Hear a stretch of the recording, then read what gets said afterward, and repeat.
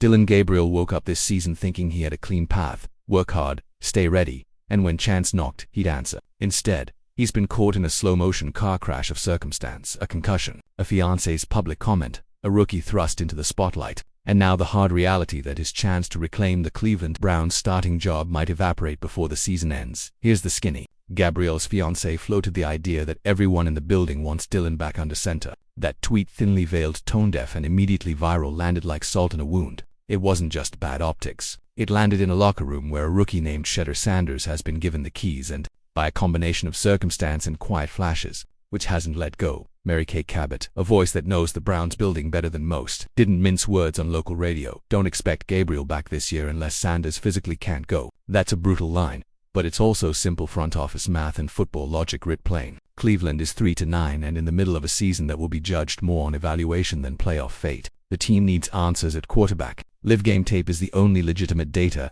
if you want to know whether to draft another quarterback in April. You don't decide on practice reports and hope, you decide on what happened on Sundays. So what has Shedeur done to earn that extended look? 2 starts, 1 win, and flashes that matter. He completed a long developer's checklist in short order: a big downfield connection, the ability to navigate pressure, and a calm that belied his draft slot. The Niners game was a rough weather-impacted measuring stick: bad snaps, muffed punts, and special teams hiccups that made him look worse than he really was. But the deeper truth in the tape is not perfection or disaster. It's the presence of traits that NFL evaluators drool over: arm strength, pocket feel, and the uncanny knack to avoid panic when chaos arrives. Gabriel's problem isn't a lack of talent. He's shown enough to be in the NFL, and the concussion robbed him of the chance to re-enter the competition on his terms. But the Browns are treating the quarterback spot like a fork in the road, not a referendum on a fiancée's optimism. Stefanski's language has been pragmatic week to week, and that's deliberate. If management wants to know whether the rookie is the answer, they need the rookie to play. If the rookie shows litmus test progress, you've either found your guy or you've clarified what you must do in the draft. Either way, clarity trumps sentiment. Let's be real, the Browns' offense is a mess. Mary Kay was right. Even a veteran would struggle to succeed with the noise this unit has made for itself. The offensive line has had injury fits. Timing is off between quarterback and receivers, and the special teams gaffes have been seen. That context matters because it turns Sanders' body of work into a more conservative read. He's showing enough to warrant more than a single audition, but his tape isn't a clear-cut proclamation that he's the franchise savior. It's an encouraging hypothesis that needs more experiments.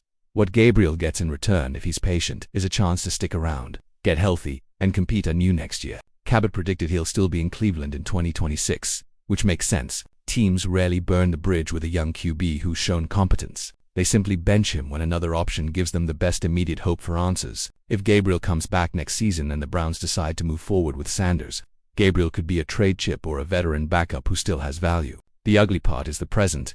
He's on the outside now, while his younger teammate is inside the ring. For Sanders, the road ahead is both simpler and tougher, but certainly as an opportunity. Tougher because every start is a live exam. He's completed 405 yards, 2 touchdowns, and 2 interceptions through his limited time box score numbers that swing between promising and incomplete.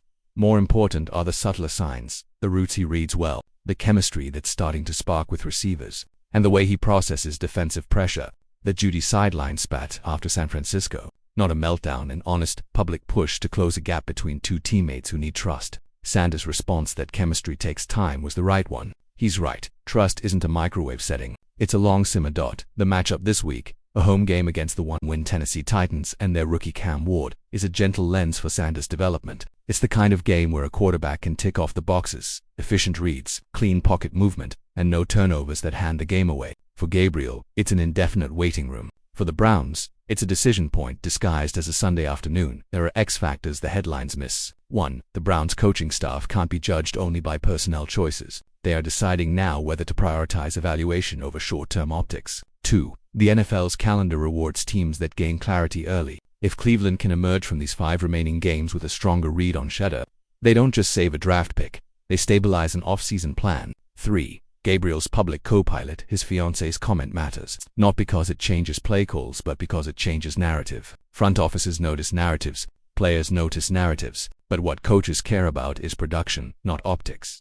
If you asked me what success looks like for each player in the coming weeks, I'd be blunt. For Shedeur, success is not a 400-yard explosion. It's not even a perfect game. It's managing the pocket, showing incremental chemistry with Judy, and leaving the field with no game-altering turnovers. That's enough to tilt the evaluation scale toward extended patience. For Dillon, success is staying mentally ready, staying healthy, and being ready to seize the role again when, or if, the Browns decide they want a veteran presence instead of another developmental project. This season will be judged not by record but by evidence.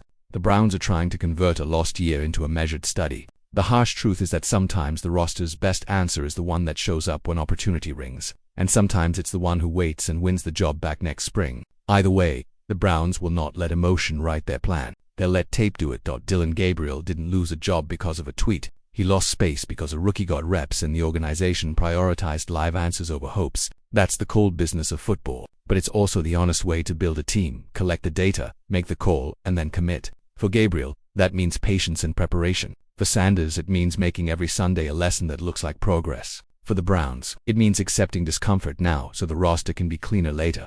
If you're looking for a line to remember, in Cleveland right now, clarity costs patience, and the Browns are buying it, one start at a time. The Cleveland Browns quarterback room just turned into a reality show, and Dillon Gabriel definitely isn't getting the rose.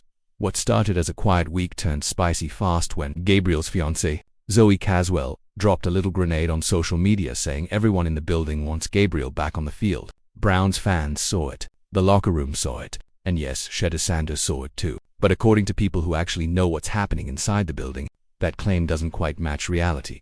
Mary Kay Cabot, the Queen of Cleveland Intel, said this week that it's unlikely Gabriel gets the starting job back at all this season. Her exact vibe: unless Shedeur gets hurt or physically dragged off the field, it's his job for the rest of 2025. The Browns want a full 5-game test run to see whether they need to draft another quarterback in April. Translation: Dillon Gabriel might want to get comfortable holding that headset. And honestly, Sanders has earned the extended audition. The stats aren't mind-blowing: 405 yards, 2 touchdowns, 2 picks in about 10 quarters, but the flashes are there. Strong arm escapability, confidence that borders on delusion, but in the fun quarterback way. The problem is, the offense around him looks like someone unplugged the console during a Madden game. Even a veteran would struggle in this mess. Cabot basically said the same thing. Shedeur might actually be a real NFL starter someday, but the offense is such a disaster zone that evaluating him is like trying to grade someone's handwriting during an earthquake. Kevin Stiff, as always, hopped onto the podium to say it's a week-to-week competition, but don't let the coach speak fool you. Sanders is starting this Sunday against the 1-win Tennessee Titans, and unless he turns into a pumpkin, he's keeping the gig. The biggest thing he needs: chemistry. The man got 0 reps with the starting offense before Dillon Gabriel got concussed in Week 11. That lack of chemistry was on full display in the 49ers game when and Jerry Jeudy had a full-on sitcom argument on the sideline. Sanders broke it down afterward. It's all trust. No microwave offense. No instant connection. It's going to take time. But this week, against the Titans, this is the make something happen game. The Jerry Jeudy and Shedeur Sanders finally read the same page of the playbook game. So yeah, the Browns have drama, QB controversy, sideline debates, and a fiancé tweeting through it. But for now, the Shedeur era rolls on, and the Dillon Gabriel comeback tour is stuck on pause until 2026. If you're enjoying these breakdowns, hit that like button, drop your prediction for Shedeur versus Cam Ward this weekend, and subscribe for more NFL chaos.